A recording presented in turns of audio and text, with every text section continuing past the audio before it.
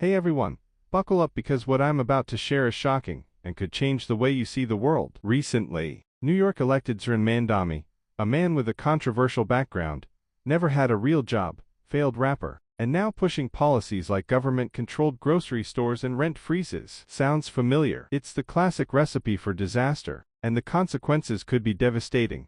But why am I talking about this? Well, I've been reflecting on some powerful words from Philip Anthony Mitchell, a pastor from Atlanta, who warns that if the church doesn't stand up and fight for its faith, Christianity itself could become illegal. Think about that.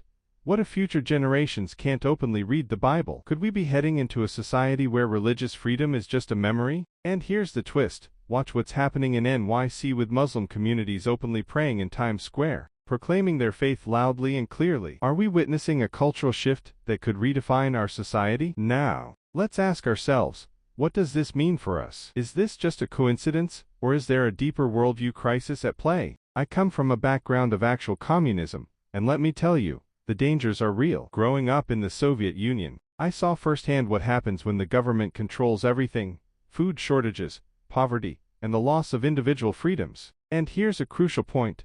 Biblical principles support private property, free markets, and individual initiative, things that socialism and communism fundamentally oppose. Consider Acts 4 and 5, early Christians sharing everything voluntarily, not because the government mandated it, but out of genuine generosity. But notice, they still maintained private ownership. When people try to impose socialist ideas, they ignore these biblical truths and end up stripping away personal freedom, leading to tyranny. History proves it.